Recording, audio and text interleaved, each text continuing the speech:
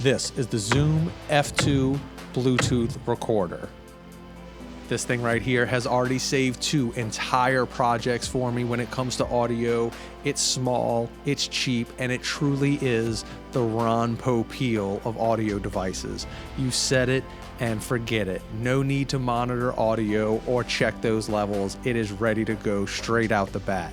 Let's get into this review. What's the deal, everybody? Welcome back to the studio. Jeremy Deal here. Turn this down to a manageable level. There we go. Let's rock and roll. F2 Bluetooth by Zoom, the best audio recorder I've used so far. And I'm going to break down why in this video, and I'll break it down into a few sections, but I will tell you a few things starting up front. The number one thing about this audio recorder is the second you take it out of the box, you better update that firmware. There's a glitch in the original firmware that was released with the device where if you turned off the device without stopping the record button or tried to link up to the Bluetooth app while it was running, it would just delete that audio. I learned the hard way. I lost a bunch of audio from an agent interview. Luckily, I believe in redundancy, so I had my Rode video mic on top of my camera, so I did get some decent audio from it. But learn from me, update that firmware, all of those glitches will be gone. And now that you know about that, let's jump straight into this review.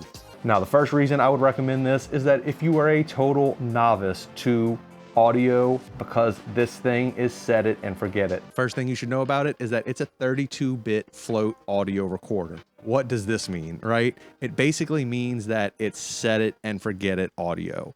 The problem with old audio, and I can show you my old rig because I have it all sitting here. I had the Zoom 1 recorder, and then it had to have some sort of clip depending on what they were wearing. So once you had that, and then it had the mic that goes into it, which is right here, the lav mic, and then I'd have the headphones that also plug into it, and I'd have to get the agent to talk some random stuff so I could check the audio levels because you don't want it to peak. Well, the nice thing about this float recorder is that it records audio in a way that you never have to worry about that. You never have to worry about it being too low. You never have to worry about it being too high. So you could take all of this gear that I had before, all of this junk, and just get rid of it because all you need is this device. I also recommend the Bluetooth because if you're like me, you're OCD and forgetful, it allows you to physically look at the device and the app you have and see it recording. I'll cut over and right over here, or there we go, right over there. Right over there, that's where we'll put it. There's gonna be a little pop-up and you can see the actual recording of me right now. As you can see, I'm wearing the mic. Ooh, here we go. Look at that, I took the little wind notch off. So I can switch between the audio on the Rodecaster Pro and the audio from this Zoom Bluetooth, so that way you can really hear the difference side by side right next to each other, and I'll be denotating that somewhere on the screen whenever I make that switch. So you won't need to be watching the whole time. Now that we've got past the beginner part, I explained to you what exactly it does with the 32-bit float and why that's useful. Let me give you a scenario right now. My other company, me and my buddy Josh, if you've not seen Unsolicited Conjecture or listened to the podcast, check it out. But we also have a wedding company, and we just did our first wedding film. Check us out, Outer Rim Imagery on Instagram.com. But this audio device literally saved me during this wedding film because typically I would hook, once again, this Zoom on up to the DJ's board, but for some reason the DJ's board auxiliary outs were not working during this case. So luckily this thing was powerful enough to not only pick up the groom, because this was mic to the groom, it also picked up the officiant and picked up the bride with no problem. That 32-bit float really allows you to stretch this audio in a way you never could with traditional audio. Now granted, it takes up a little more room, but that is not a problem at all in order to have this crystal clear and crispy audio at all times. Now let's move back on into the real estate world where I use this the most and talk about why it is the best option for agent interviews.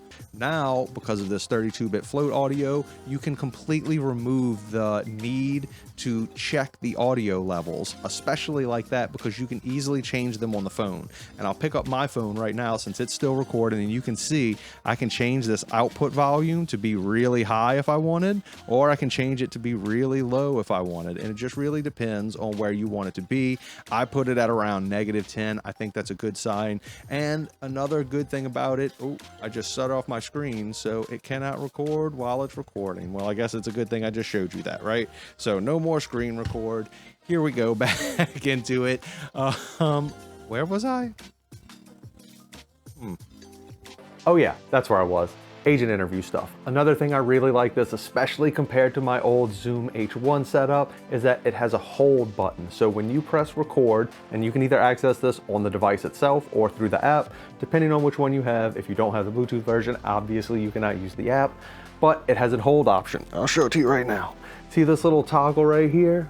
Boom, let's see, put it right up on the screen. You know what? Instead of doing it this way, I'll just shoot some B-roll to show you earlier. But right now, we're pretty much strictly on audio from, put this back on my belt. Hold on, just a second. So right now, we're pretty much strictly on audio from the Zoom F2 Bluetooth, and I have this other backup audio just in case, because I believe in redundancy once again. But either way, we're gonna keep rocking and rolling from just this. And the hold function is really crucial because I've had situations with my old Zoom H1 where I have to put it on the pocket or clip it to the back of someone's belt. And if they accidentally lean up against something, it has a really big record button, so it's easy to push. Now with this thing, you can lock it or hold it on the device. So once you press that record button, no matter how many times you accidentally tap it, it's not gonna do anything. You will physically have to move this switch or on the app, press the little unlock key, which is down in the right-hand corner. But this has been super useful because once again, it's just another redundancy to make sure that I don't forget any actual agent audio.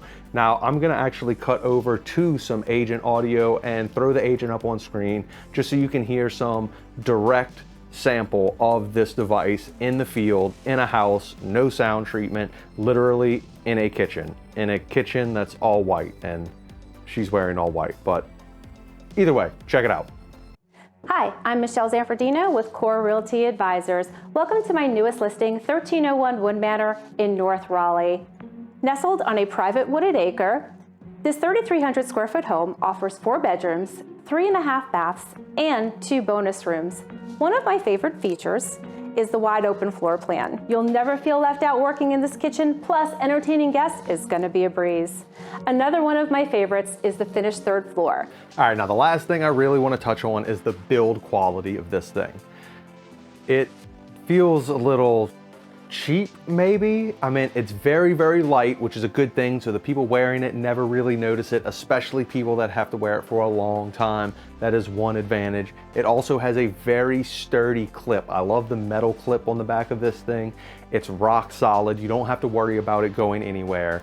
The outside feels like a very flimsy plastic, though. I haven't dropped it yet, thank goodness. I don't know how long it'll last, but it just feels like that plastic that may crack easy.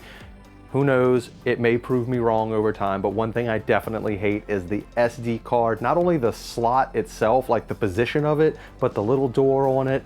Everything about that is kind of like bad positioning, bad door, all of that is bad. I expect the door to come off, and if you see other reviews on this device, you'll see other people mentioning this in particular because it's probably the weirdest feature of it, or should I say the worst feature of it, other than that firmware stuff we talked about earlier. Now, moving on to the top of the device, you'll notice an input and an output. They are both exactly the same. I wish it came with a cap to cover the output for whenever you do not need it, so it's easy to recognize which one the input is. But I like the fact that they all take the screw-in 1/8" adapter piece, so you don't have to worry about it coming unplugged during the process. That's a nice addition, especially according to my old setup, which I did not have any of those features. And if you're still trying to figure out exactly how to get those super smooth gimbal movements that look like sliders, check out my video over there. As always, keep rocking and rolling, enjoy what you're doing, make smart business decisions, and if you want it, please use the affiliate link down below. Help me make some money off of this thing. Catch you next time.